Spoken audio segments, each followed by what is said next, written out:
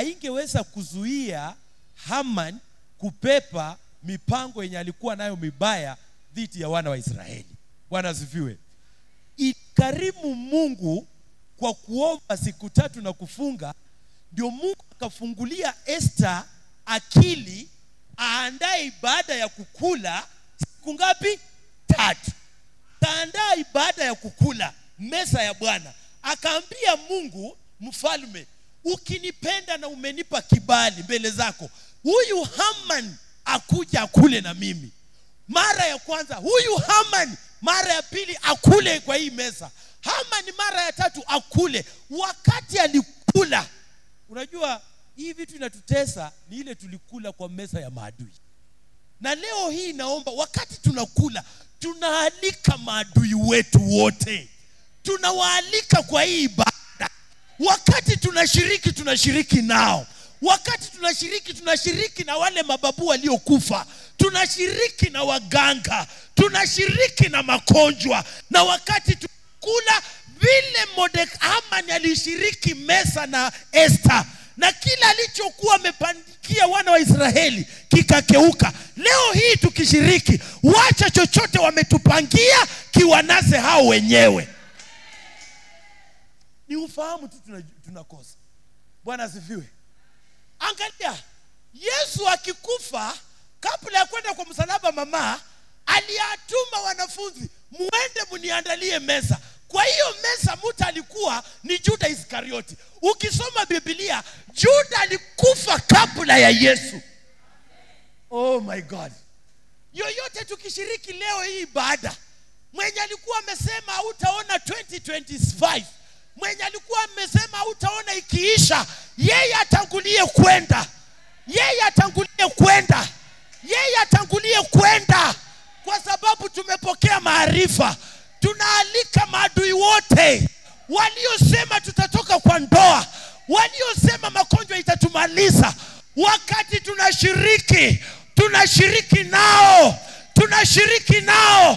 tunashiriki na watesi wetu. Kuna msemo huko kwetu inasema, mwenye anakupea chakula ukikula, anachapa mamaka akiona. Kuna siri kwa kukula pamoja. Mwenye anakupea ukikula, atachapa mamako na babako ukiona. Kwa maana kuna nguvu katika chakula. Na wapendwa, tukishiriki pamoja, kuna nguvu katika kushiriki pamoja. Naomba leo ikuwe mwanzo mpya kwa maisha yetu. Ikuwe mwanzo mpya kwa maisha yako.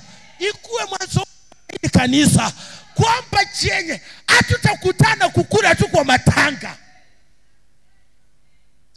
Hatutakutana tu kukula kwa matanga. Bwana asifiwe. Hatutakutana tu kwa matanga. Tunakaa pamoja kama watu wa Mungu. Na wakati tunashiriki, vile Mordekai na Esther walimshinda Haman kwa chakula, leo hii tunawashinda.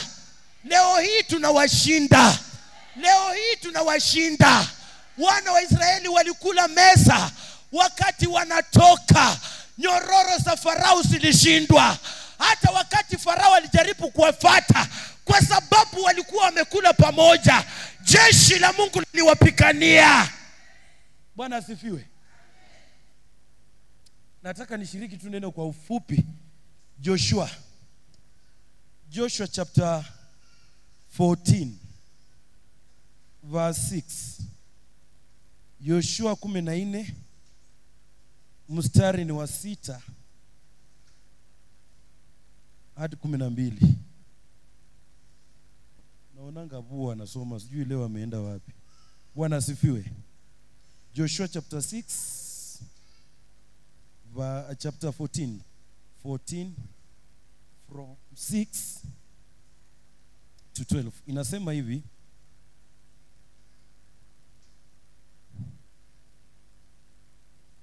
Then the children of Judah came to Joshua in Gilgal, and Caleb the son of Jephunneh the Kenizzite said to him, "You know the word which the Lord said to Moses, the man of God, concerning you and me in Kadesh Barnea.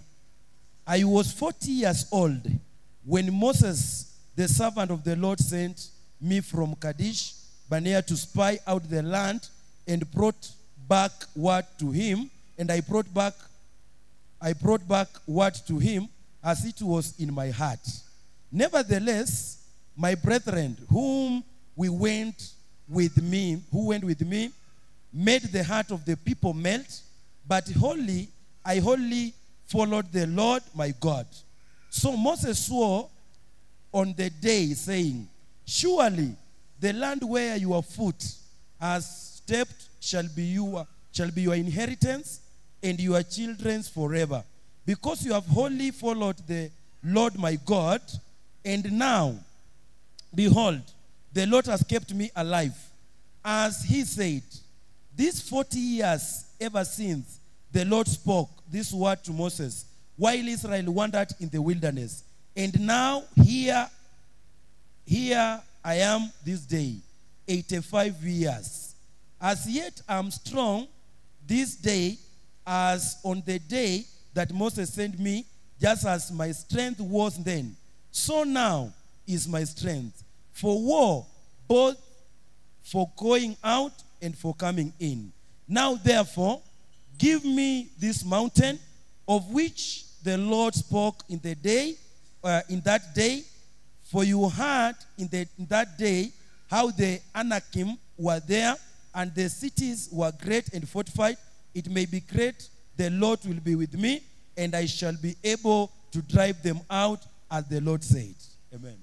Waja tuamini tunapoomba. Baba, katika jina la Yesu tunasema ni asante. Tunakushukuru mchana wa leo kwa sababu wewe ni mwaminifu. Wewe ni wa neema na wewe ni wa baraka. Umetuwezesha kuona siku ya leo, Jehova, tarehe 1 mwezi wa 6. Tunasema ni asante kwa umbali. Kwa hakika wewe ni Ebeneza. Jehova, angalia tuko mbele zako, umetuandalia meza kwa ajili ya neno lako. Jehova, tunapungua ili ukaongezeke, ili neno lako Jehova likapate kuingia katika maisha yetu na kutenda makuu. Jehova mfalme, kuna wale ambao walikuja wakiwa kwenye kiza, neno lako ni nuru, wacha ikaangaze katika maisha yao. Kuna wale ambao wamekuja wakitamania kwamba wakapate wakiwa na kiu, neno lako ni maji ya uzima, wacha wakaipate. Kuna wale Jehova wanahitaji neno lako kama nyundo kupasua miamba, wacha wakalipokee. Neno lako ni moto ulao, wacha Jehova wale ambao wanatamani moto katika maisha yao, katika jamii yao, ili neno likafanyike moto. Jehova, zaidi ya yote ukapate kuinuliwa, zaidi ya yote ukapate kushukuriwa, zaidi ya yote ukapate kuabudiwa. Kristo, ni wewe tu uliyekufa msalabani, na ni kwa Yesu Kristo tunaomba na hata kuamini. Amen. Bwana asifiwe. Mchana wa leo nataka kushiriki tu neno kwa dakika chache, alafu naamini kwamba Mungu wa amani anaenda kutubariki. Bwana asifiwe. Kuna ukitaka kuelewa story ya Caleb, Bwana asifiwe, unaenda katika kitabu cha Hesabu ama Numbers. Praise God. Wana wa Israeli wakati wanakombolewa, Mungu alitangulia akaonekania Abrahamu, akamwambia kwamba wana wako wataenda katika nchi ya utumwa, na baada ya miaka kadhaa nitawakomboa na nitawapa nchi ya ahadi. Bwana asifiwe. Wakati Mungu kupitia kwa mtumishi wake Musa anakomboa wana wa Israeli kutoka kwa utumwa, walipoanza safari walifika mahali Musa akatuma wana wa Israeli 12, Joshua, Caleb na wengine, waende wapeleleze ile nchi ambayo walikuwa wanaenda kuimiliki na kukaa kule. Wakati walienda, walipata nchi ilikuwa imejawa na mengi matunda, imejawa na maziwa, imejaa na asali. Na wakati walifika kule, wakapata kwamba ile nchi tena ilikuwa na majitu. Bwana asifiwe. Caleb na Joshua wakanyakua ujumbe, wakarudi wakaambia Musa na wana wa Israeli kwamba ile nchi ambayo Mungu ametupea ama umetutuma ni nchi ambayo ni bora, lakini wengine 10 walikuja na habari kwamba nchi inakula wenyeji. Bwana asifiwe. Wakaambia wana wa Israeli na kuwatia hofu kwamba nchi inakula wenyeji. Na tumeona kule majitu, kumaanisha kama nchi inakula wenyeji, nasi pia itatukula. Na ikamaanisha kwamba kama nchi inakula wenyeji, sisi hatutaweza. Na wakasema kwamba tulijiona kama grasshopper mbele ya wale majitu. Bwana asifiwe. Tulijiona kama grasshopper. Bwana asifiwe. Na neno la Mungu linasema Caleb na Joshua, Caleb alikuwa na roho tofauti. Akawanyamazisha, akawaambia kwamba tuko na uwezo wa kumiliki hiyo nchi. Bwana asifiwe. Mchana wa leo tumekuja kuzungumza juu ya kumiliki milima yetu. Kumiliki milima yetu.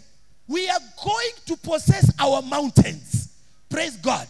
Na penye tumesoma, Biblia inasema kwamba Caleb akaambia Joshua that nilikuwa na miaka 40 the time Mungu alinituma kwenda kuspy. I was 40 years of age, but now I'm at the age of 85. But the same strength, zile nguvu nilizokuwa nazo ndio zile pato niko nazo. Na akaambia Joshua, usinione nimezeeka, nipe mlima ambayo Mungu aliniahidi. Bwana Yesu asifiwe. Bwana Yesu asifiwe. Nipe mlima. Praise God. There is a mountain. There is a mountain. There is a mountain. Kwa Caleb ilikuwa mlima ya urithi. Kuna mtu hapa Mungu alikuonyesha ndoa kama ungali mtoto. Mungu alikuonyesha urithi kama ungali mtoto mdogo. Lakini miaka imeenda, haujaona kwamba chochote kinatendeka. Lakini nimekuja, haya majira ambayo tuko ni majira ya Caleb. Roho ambayo Caleb alikuwa nayo ndio tuko nayo saizi. Majira ya Caleb, roho ambayo iliwezesha Caleb akamiliki nguvu ambazo alikuwa nazo, ndio nguvu ambazo tunapokea sasa. Bwana asifiwe. Biblia inasema Yesu aliambia wana wa Israeli kwamba ukiwa tuna imani ndoko kama ile mbegu ndoko, you will command the mountain. By faith, you will tell this mountain, move from here and go to the sea. Sijui ni mountain gani. Kuna mtu hapa mountain, the mountain yako huenda ni watoto, huenda ni afya, huenda ni huduma, huenda ni ndoa, huenda ni kazi. Lakini wapendwa, Biblia inaniambia kwamba I will not die, but I shall live to see the goodness of God. We are not going to die. Wapendwa, we are not going to die, but we shall live to see the goodness of God in the land of the living. We are not going to die. Praise God. Biblia inasema Caleb akaambia Joshua, vile nilikuwa na nguvu miaka ile 40 ndio vile bado niko. Bwana asifiwe. Nikasoma mahali katika Isaya, the Bible say, those who wait upon the Lord, those who wait upon the Lord, they shall renew their strength. They shall run and never get tired. They shall mount like an eagle. They shall fly. Wapendwa, 2025, for us to possess the mountain, we must wait upon the Lord. Na kaniambia kwamba even young get old, even young get tired, but those who wait upon the Lord, Holy Victory, wale wa mngojeao Bwana, wale wa mtazamiao na kumngojea Bwana, they shall renew their strength. Ile Mungu alikuahidi wapendwa, sio kitu ambayo tu utaipokea ukiwa na nguvu chache. You have to wait upon the Lord How do we wait upon the Lord? Psalms 91 inasema, those who dwell in the presence of the living God, those who wait, wale watafanya Mungu kuwa pahali pake pa kujificha. Oh my God. Bwana asifiwe. Caleb, Biblia inasema, akaambia Joshua, hii mlima Mungu aliniahidi. Let me tell you, wapendwa, si ati Mungu aweza akatenda mama. Kuna vitu wakati uliokoka, wakati ulimjua Mungu, kuna vitu unabii ilitolewa kwako. Kuna vitu ulisoma Biblia, wakati unasoma na unasema hii ni yangu. Kuna vitu wakati pastor aliomba, ukasema hii napokea, lakini mbona imekawia? Tumekuja na Roho Mtakatifu. Caleb aliona ikapita miaka 45, lakini Mungu aliweka Caleb kuzeeka, akaendelea na zile nguvu. Wapendwa, chochote Mungu alituahidi, Jesus, chochote Mungu alituahidi, chochote Mungu alikuahidi, chochote Mungu alikuahidi. Wapendwa, 2025 huu ni mwaka wa kumiliki. Huu ni mwaka wa kumiliki. Tumepakisha miezi 6 mwaka iishe. Wapendwa, milima ya Webuye, milima ya Kabrengo, milima ya Kenya, milima ya Afrika ikuwe ndoa yako. Mamako aling'ang'ana, wewe kwa imani unaambia Mungu, nipe hii ndoa. Mamangu aliteseka, wengi waliingia kwa ndoa wakatoka na habari mbaya. Wengi walianza biashara wakakuja na habari mbaya, kwamba biashara inakula watu, kwamba ndoa inatesa watu. Lakini kama ilitesa mamako, ilitesa babako, ilitesa watu wa kwenu, wewe uko na roho ya Caleb.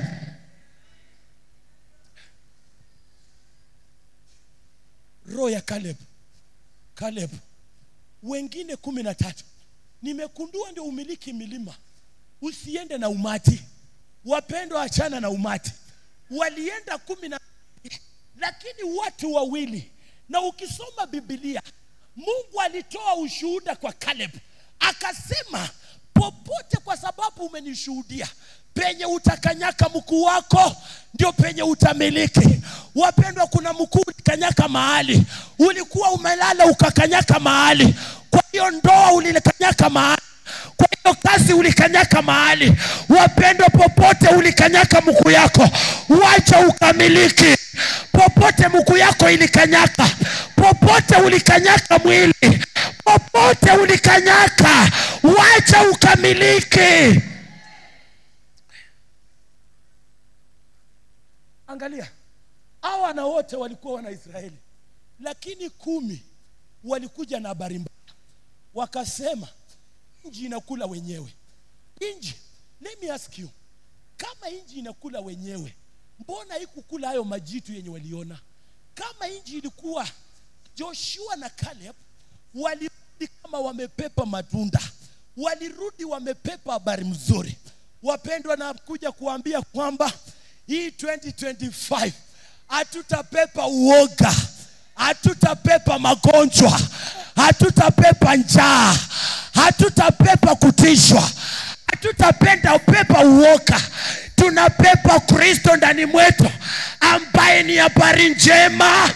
Popote unakanyaka, kanyaka na Yesu Kristo. Ukiingia kwa nyumba ya wagonjwa, ingia na uponyaji. Ukiingia kwa boma yenu, ingia na amani. Unaona, huenda hao wana wa Israeli, kuna vitu kwenu ilitorosha watu wengi. Ilitorosha watu wengi. Walisoma na hawana kazi, walipata kazi na hawana chochote.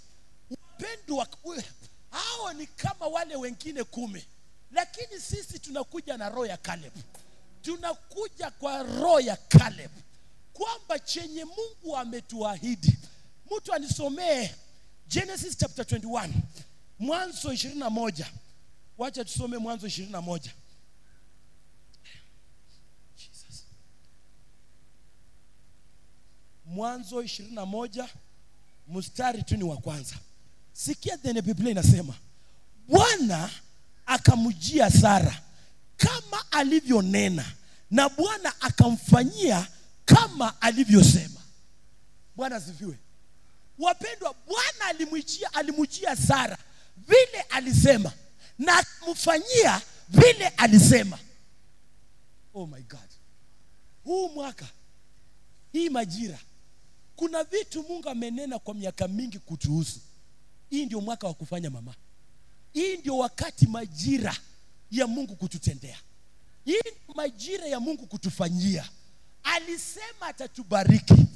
Kuna mtu anaimba, Anthony Muzimba alisema ahadi za Bwana. Ahadi za Bwana Yesu. Bwana asifiwe. Kuna ahadi za Bwana. Ahadi za Bwana. Wakati Mungu anasema utabarikiwa, hakuna wakulaani. Kuna kukisoma Hesabu ama Numbers, the Bible say wakati wa Balak na Balaam wakaitana wasimamishe wana wa Israeli, Biblia ikasema, huyo nabii akasema, ni nani awezaye kulaani kama Mungu hajalaani? Ni nani awezaye kulaani ambacho Mungu amebariki? Wapendwa, tumebarikiwa. Waganga watakusimamisha, wachawi watakusimamisha, pahali pa kazi hakuna atakaye kusimamisha. Angalia, unajua adui wa mtu ni mtu mwenyewe. Mtu wa kwanza adui.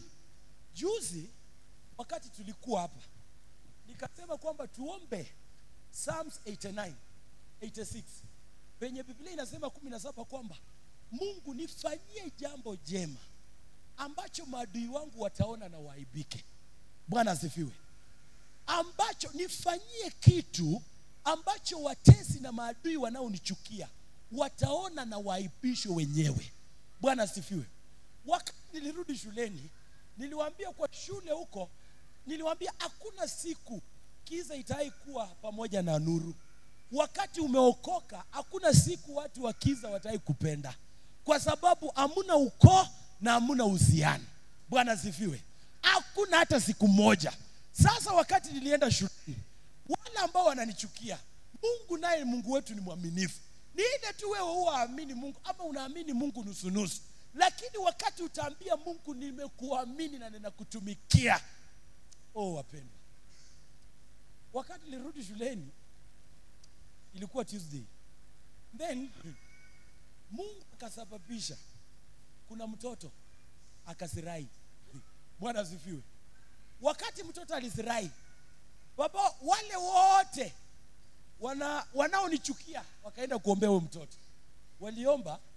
Waliomba masaa mawili wapi? Mtoto amekufa ameenda. Wakaomba sasa, wakopa venye wanakuja kuniambia. Wakaomba wakapepa, wakatoa kwa uwanja wakapeleka kwa darasa. Wakati walikaa masaa matatu wakaona huyu mtu anaweza tuletea shida. Wakakuja kuniita, akasema mmoja akakuja, tumekaa kwa ofisi yetu, akasema Lawrence, hebu kuja nikutume. Na akaanza kuimba wimbo, kuna wimbo inaimbaga akiniita taitika akiniita. Sasa wakati alikuwa anaimba, sijui mbona anaimba, na akaniambia kuja tuende. Kwenda mtoto amekufa, yaani ukiona macho imetoka yote. Wakaniambia wameomba paka wametoka wameenda. Sasa mimi nikamwambia kama unanipeleka huko kuomba siendi. Nyinyi ng'ang'aneni tu na huyo mtoto, mimi siendi. Wakati nilienda nikamwambia hii wakati mzuri wa kuaibisha adui. Bwana asifiwe. Kuna wakati, hii ni mwaka wa kuaibisha adui. Wajue kwamba uko na Mungu ambaye anatenda miujiza. Alisema wanaoniamini ishara hizi na miujiza itawafuata. Naomba ishara na miujiza ya Bwana Kristo ikupate kwa sababu unamwamini. Na Yesu akasema hata usiponiamini mimi, amini tu kwa yale ambayo umeona. Amini, kuna tu vitu vingine inafaa uone. Akawaambia amini tu chenye mumeona na macho yenu. Wakati nilienda hata sikuomba, Nilishika tu huyo mtoto hivi mkono, ndio nataka kushika niangalie ni check network kama iko ama iko. Kushika hivi, nduru papa. Nduru zinaanza. Mtu akasema ndani pepo inasema mimi ni mama yake. Sasa nikauliza mama, wewe akili yako. Watoto wa watu wanasoma. Wewe ulikufa. Yaani hakuna mahali penye unaweza fanya makao unakuja tu kwa mtoto wako. Nikaambia huyo mama, achana na mtoto wako, tafuta mtu mwingine. Kwa watu wote, angalia venye unacheza mtoto wako. Amekula nyasi, amejiuma, amefanya nini? Nikaambia huyo mpepo, toka na uende. Sasa kile kitu kilishangaza walimu ni wote walikuwa wamekuja hapa, na nikawaambia baada tu ya kuomba, nikawaambia mnapenda kunichokoza kwa hii shule. Next time mkinichokoza, nitatapo na nitawaekea nyinyi.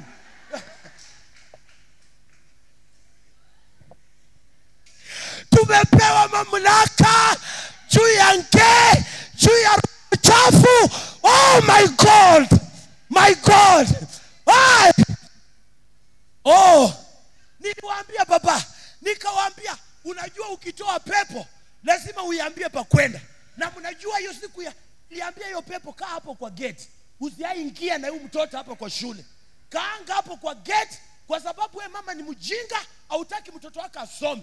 Na kwa sababu niko kwa hii shule, usiai kuja. Kaa kwa gate, akienda uende naye, akirudi ukifika hapo na unaacha. Na nikawaambia mmeona penye nimeambia pepo ikae. Siku itakuja na mnichezee. Mmenisumbua sana. Hiyo pepo nitawawekea na itawaangusha kwa barabara. Oh my God. Sisi Mungu mwenye mnaamini mama. Wapendwa, sana mmoja ya wale wenye huwa wananicheza my sister Rebecca.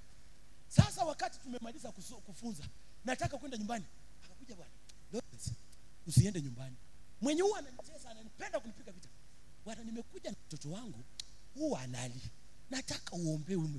Oh my God. Ah my God. My God. Naomba Mungu akufanye ukue suluhisho. Anasema maadui wako watapika makoti mbele yako. Naomba wakati tunakaa, maadui wako wapike makoti. Maadui wapike makoti mbele yako, wapike makoti. Hakuna vitu ya kujihurumisha. Akakuja akaniambia, sasa wakati aliona akanishikia, akaletea katoto. Oh my God, akaniambia huyu mtoto, nikaangalia mtoto innocent. Nikaambia na kuamuru wewe pepo. Kwa hapo akanianza kuomba, nyuma yake nikaona mama yake, mshere nyanya yake. Nikaambia hii pepo, usirudi mtoto. Amenipikia simu akaniambia, pastor, sasa niiti mwalimu ananiita pastor. Naomba wakupee jina ambalo Mungu amekuita. Naomba wakupee jina. Na unajua wakati nilitoka hapa, baba ulitupea mchanga, nikaenda nayo shule. Nikasema namiliki malango ya shule. Namiliki malango. Kwa hii neema ya Pastor Lucas alionenea hii mchanga, namiliki malango. Maadui zangu na wamiliki. Sijui mchanga yenye ulipewa ulifanyia nini. Mimi imeanza kunifanyia kazi. Maadui zangu wanakuja. Mapepo wakiona wanatoroka. Mwingine akaniuliza, Lawrence, mbona sisi tumeitanga Yesu na atoke? Na wewe hata hukuita tu Yesu, ulishika na katoka. Mwanafunzi alikuwa hapa akasema imani yenu ni ndogo. Wapendwa, mapaka lebo kata. Ukiwa tuna imani ndoko hivi, milima tunamiliki. Biblia inasema ya kwamba, wapendwa, hakuna kitu kibaya. Kuna hii kitu inasema kwamba wewe mzazi umesomesha watoto. Umeona mahali wanasema wakati inafika tu watoto wamenawiri na unakufa. Na wakisimama kwa matanga sema, ndio ilikuwa imefika tu mahali huyu mama aliteseka, huyu baba aliteseka na watoto na akakufa. Unasomanga Biblia gani? It is not your portion. It is not your portion. Anasema if you are obedient, you will eat the fruit and the goodness of the land. Na Biblia ikaniambia, wacha nikupea atiji ya mtu mmoja.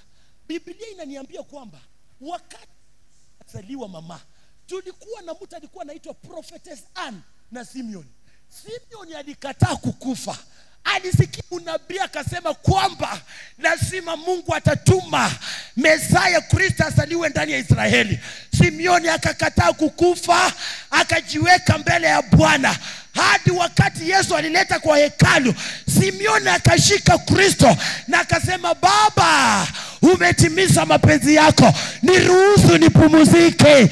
Oh my God. Wapendwa, hatutakufa. Lazima hiyo afya yako Mungu akurudishie. Lazima hayo mashamba, hiyo ordination ya mzee lazima tukue nayo. Bishop, yale Mungu alikuonyesha hautakufa. Kuna watu walikataa. Ukisoma kitabu ya Jude, Biblia inasema kuna wengine walitolewa kwa moto by force. Kwa hii imani ya Bishop Lucas na imani yangu, hata kama unataka kukufa, tunakupepea imani hautakufa. Tunakupepea imani hautakufa. Tunakupepea imani hautakufa.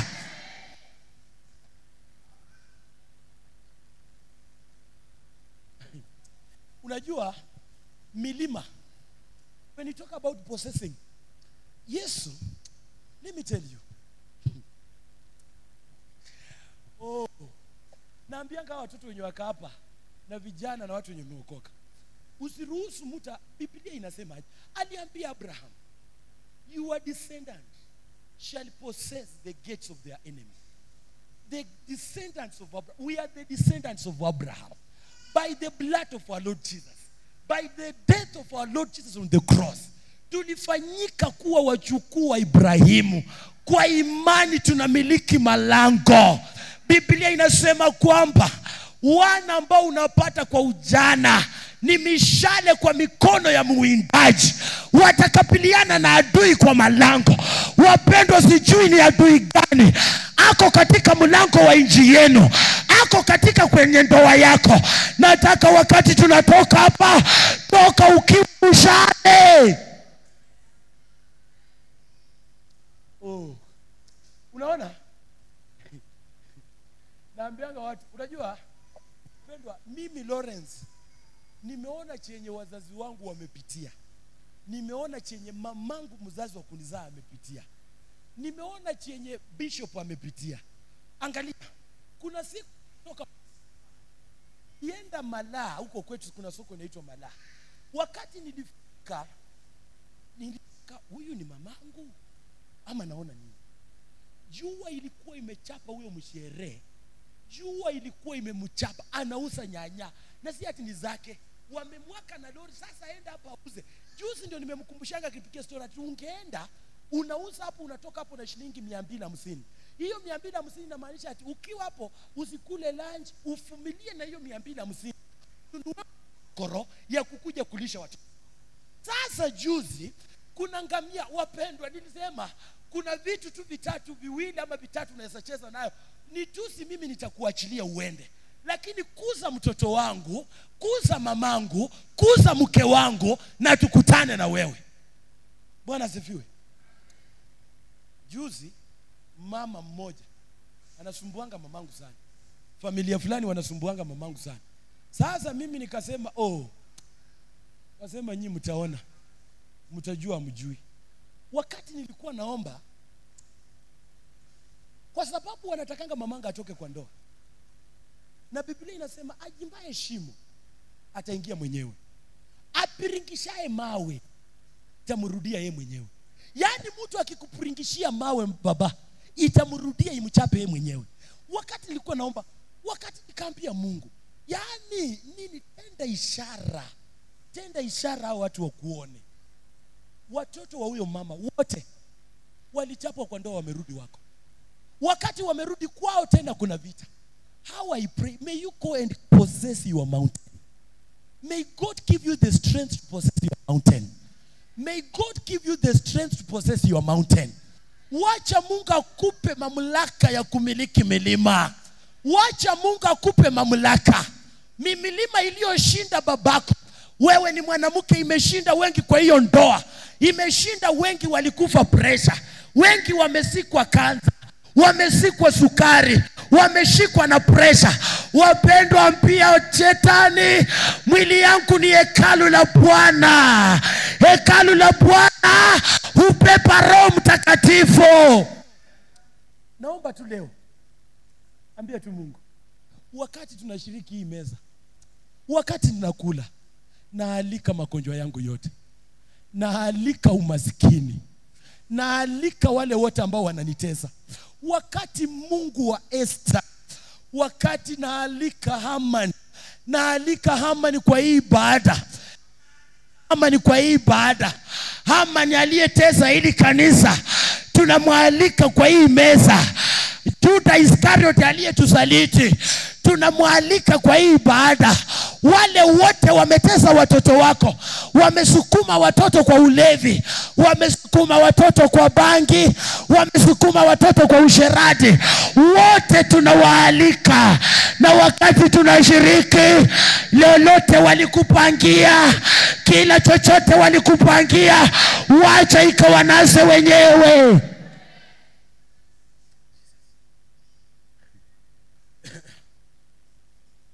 Unajua, juzi nimekuwa nikisikiza, kuna mhubiri fulani anaitwa Morris Selulo, alikufa. Kuna vitu walisema kuhusu Kenya, kwamba Kenya it will be a place of revival in Africa. Tena jana nikakuwa nikisikiza Kimani karibu saa 5 usiku, akasema kwamba wapi hiyo roho ya uvivio yenye waliahidi kwamba itatokea Kenya. Wapendwa, hii wakati yenye tukomo, hii majira ni wakati wa kumiliki. Kuna kitu Mungu alikuonyesha, kuna kitu Mungu alinena juu yako. Wapendwa, hautakufa kabla hujaona, hautaenda kabla hujaona. Na nasikia roho ya Bwana anasema, 2025, hii miezi yenye imebaki, wapendwa, enda umiliki hiyo nyumba. Wapendwa, enda ujenge hiyo nyumba. Wapendwa, enda jenga hiyo nyumba. Wapendwa, enda jenga hiyo nyumba. Wapendwa, enda jenga hiyo nyumba. Usiseme pesa itatoka wapi. Wapendwa, enda kwa hiyo boma. Kuna mtu anahama kwa sababu yako. Kuna mtu anaenda kwa sababu yako. Kuna mtu anakufa kwa sababu yako.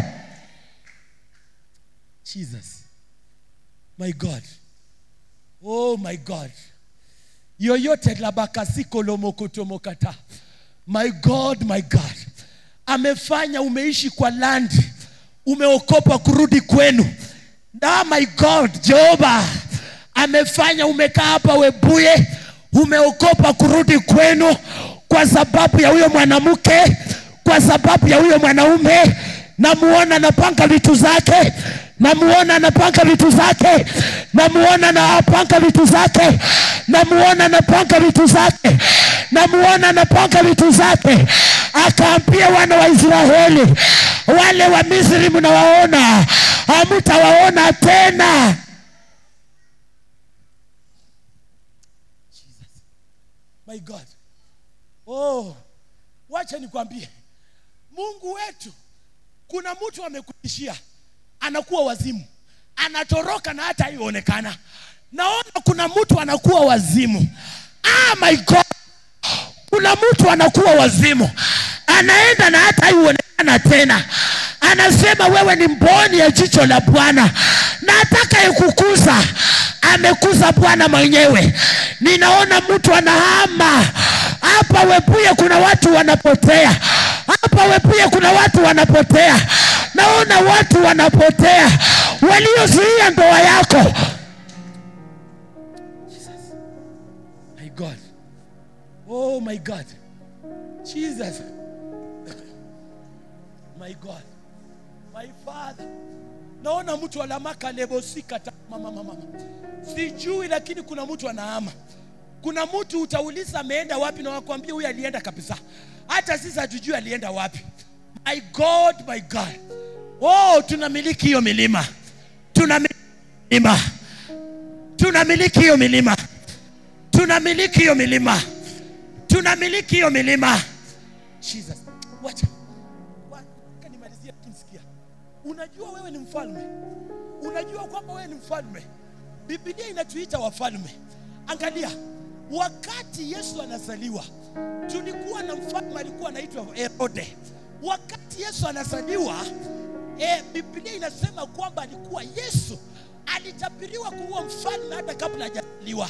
Na wakati anazaliwa, Biblia inasema malaika akaonekania Yusufu, akaambia chukua mtoto, kimbia enda Misri, kwa sababu Herode anataka kumumaliza. Na akasema ukae huko. Malaika akachapa Herode kofi.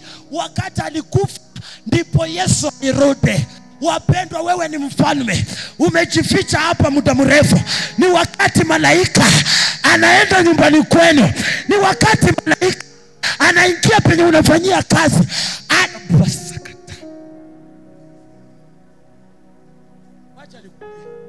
Unajua hatuwezi tukakuwa na marais wawili katika nchi ya Kenya.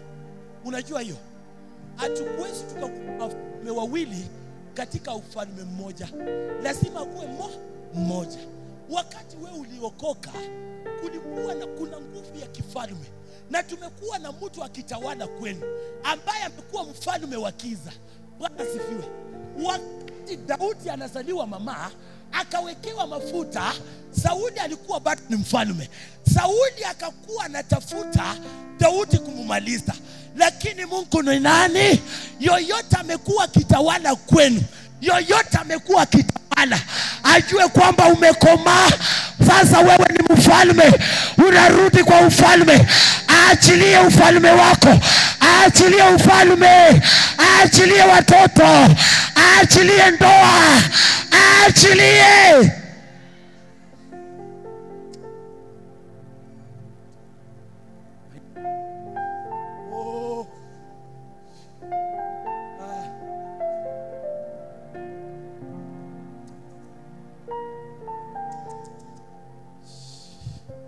Hakuna benye wafalme wawili wanaweza kaa pali pamoja. Wapendwa, hakuna. Lazima mmoja ape ruhusa mwingine. Na sisi hatutawapea ruhusa. Hatutapea hao watu wa kisa ruhusa. Wapendwa, tunaenda kama Caleb. Tunaenda kama Caleb. Nchi imejawa na matunda. Nchi imejawa na maziwa. Nchi hii imejawa na amani. Kama wengine wanapona, kama wengine wanazaa, my God, wengine wanakaa kwa ndoa, pia wewe utakaa. Kama wengine wanaokoka, watoto wako Bwana ataokoka. Kama wengine wananawiri, hapa Webuye tunanawiri. Tunanawiri. Wapendwa, sio masomo, sio hekima, sio maarifa. The Bible says the race is not for the swift. Oh my God. But it is not by strength. Ukisoma Samuel, is it 1 Samuel chapter 2 verse 9 inasema, by no strength no man shall prevail. You cannot prevail by your own strength. Hauwezi ukafaulu kwa nguvu zako mwenyewe. Wapendwa, kuna nguvu ingine ya Roho Mtakatifu. Na nimekuja leo, Jesus,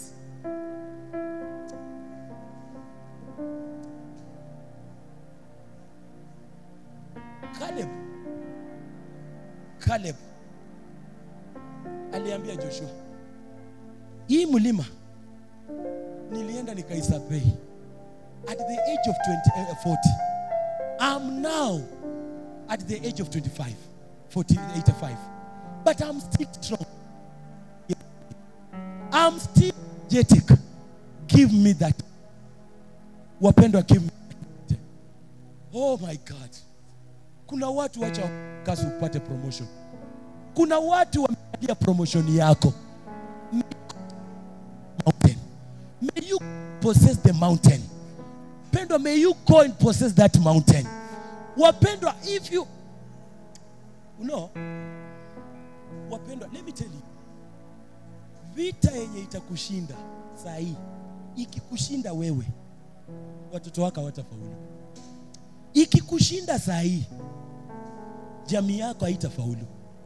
Nataka uambie wapendwa, kama kuna kitu huwa naambia Mungu kwamba for the sake of my children, for the sake of my parents, for the sake of my generation, God, Mungu akusaidie usiai backslide. Mungu akusaidie usiai anguka.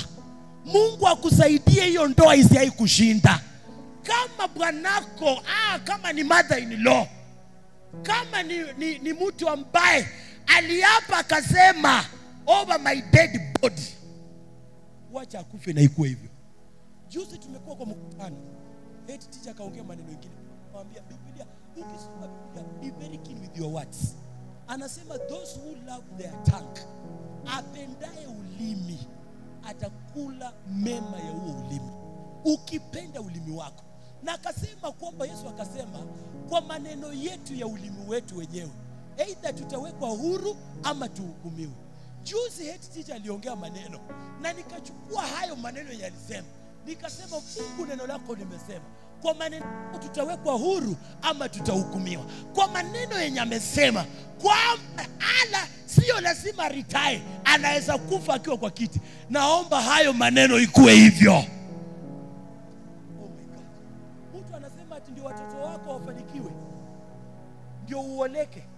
Ukikaa kwa hii ndoa atasema chembe ndumukasita. Oh my God. Jesus. Ama kama nimetoka kwa hii boma ndio ukae. Tunataka tumuondoe by force. Kwa hayo maneno tumuondoe. Aliyesema hata iona ukiwa na furaha kabla, my God. Bwana asifiwe. Nataka tutuombe kwa takatana. Nataka tutuombe.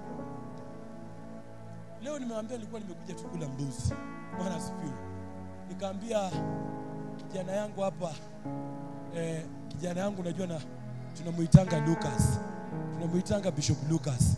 Tukamwambia nimemwambia tunaenda kula mbuzi. Akaniambia baba tunaenda na wewe. Sasa nataka tutuombe, alafu tukule hiyo mbuzi. Na tuambie Mungu tarehe 1 mwezi wa 6. Tarehe 1 mwezi wa 6. Ardhi iandike, Webuye iandike, Kenya iandike, kila chochote kinachokuhusu iandike. Hii siku isiaisaulika. Tarehe 1 mwezi wa 6 2025, waliokuchukia habari iwafikie. Habari iwafikie. Habari iwafikie. Waliosema habari iwafikie kwamba unaendelea. Waliosema hutasoma habari iwafikie. Angalia.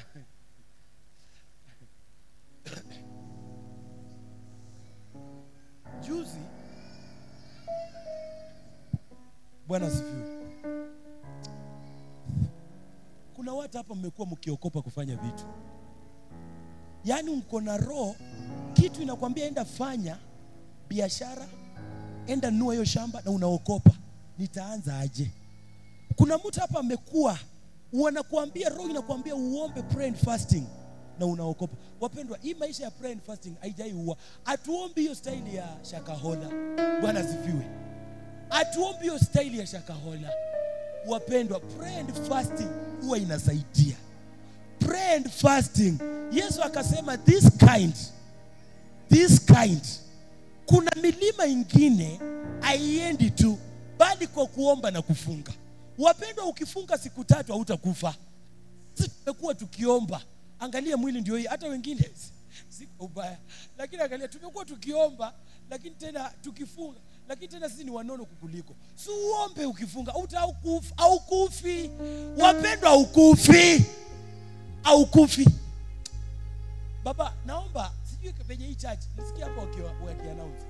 Unajua ukifanya prayer and fasting ikuwe your lifestyle. Kwamba kwa wiki kutoka Jumatatu mpaka Jumapili jinyime tu siku tu moja. Yaani hiyo hata si kama hata kanisa haijasema, imesema haijasema, useme tu hata kama tu ni kumisi chai peke yake, hata lunch. Wapenda hautakufa. Bwana asifiwe.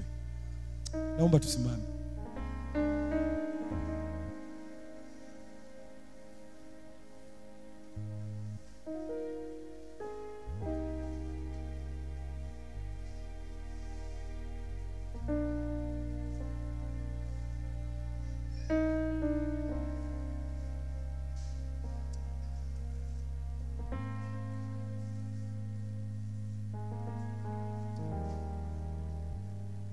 Kwa imani yako tu,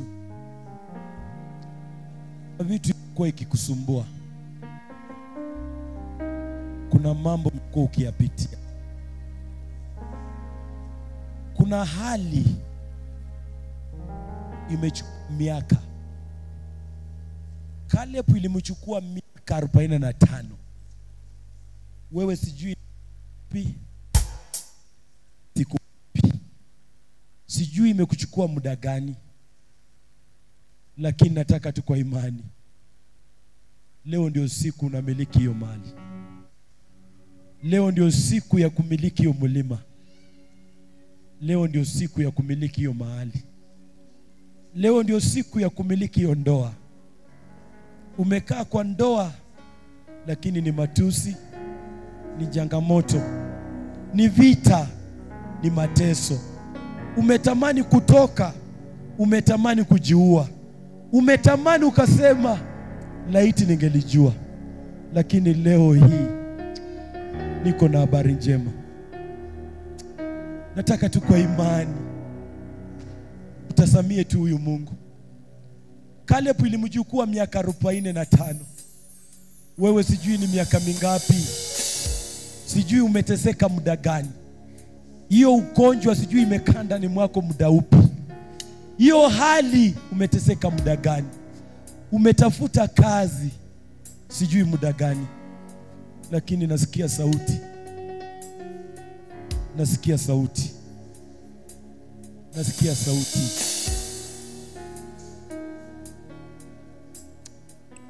Jesus. Amini tu. Amini tu wapendwa.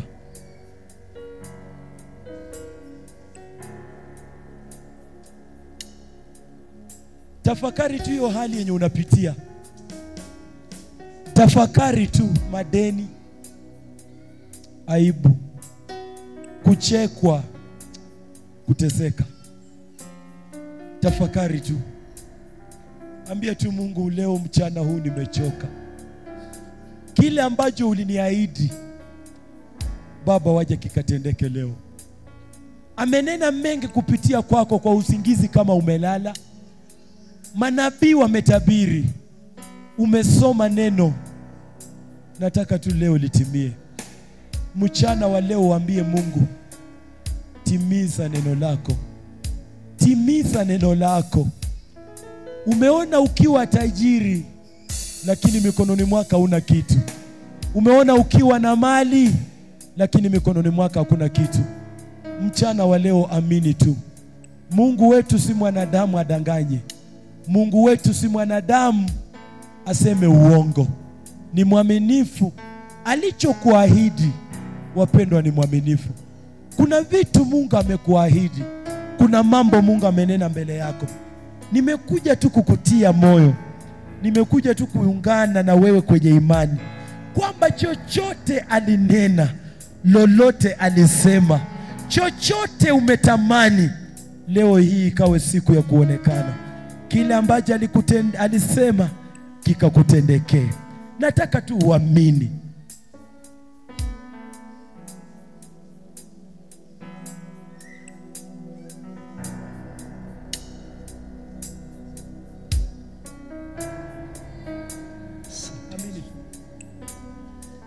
Amini tu wapendwa.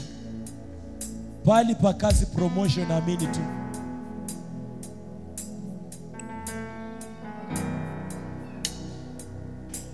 Kwani ni jambo lipilo wewe. Naomba tu praise mtuimbie wimbo. Jesus. Hakuna jambo lisilowezekana wapendwa. Huenda tumeteseka miaka. Caleb ilikuwa 45. Sijui yako ni ngapi. Sijui yako ni ngapi. Lakini leo ndio siku ya mwisho. Sijui leo ni ngapi. Lakini leo ni siku ya mwisho. Kile ambacho alisema anakitimiza leo. Lile ambalo alikuambia, kuna vitu mingi askofu ametabiri hapa juu ya maisha yetu. Kuna mambo mengi amesema kuhusu maisha yetu. Imechukua miaka, imechukua miezi, imechukua siku, imechukua masaa. Leo ndio siku yetu wapendwa. Leo ndio siku yetu.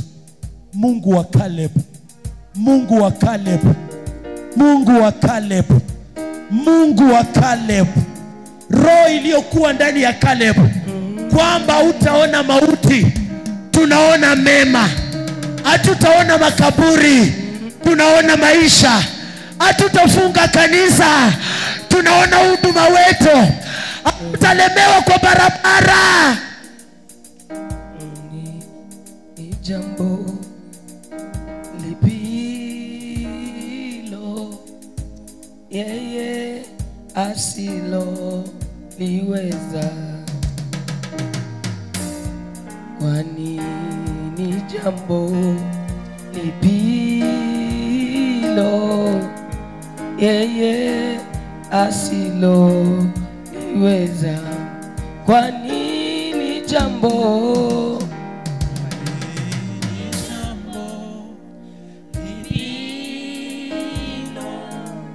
yeye asilo liweza, kwani ni jambo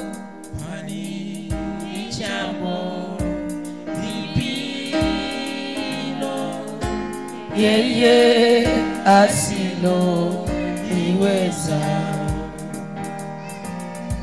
kwani ni jambo lipilo yeye asilo liweza, kwani ni jambo, kwani ni jambo lipilo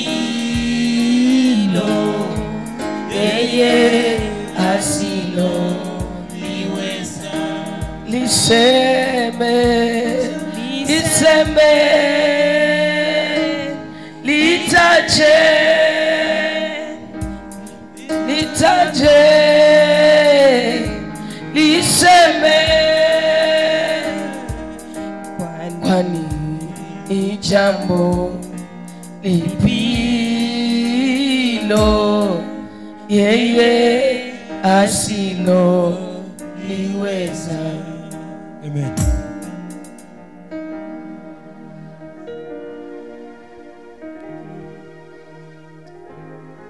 Inua tu mikono yako juu.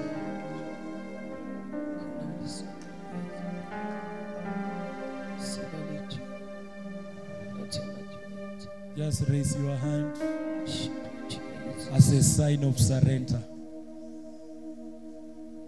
Oh Jesus. Jesus, we surrender. We surrender everything, Lord. We surrender, oh Father. We withhold nothing. We surrender our life.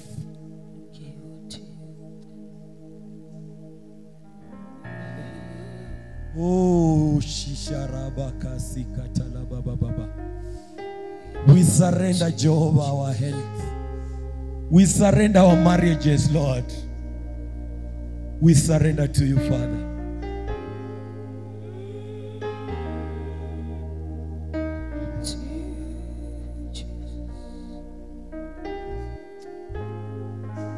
Usishikilie chochote, wapendwa. Usishikilie chochote, surrender to him. Usishikilie jambo lolote, wapendwa. Mwambie tu najia salaba katerebo usikatara baba. Surrender everything to God. Surrender that family to God. Surrender it to God. Everything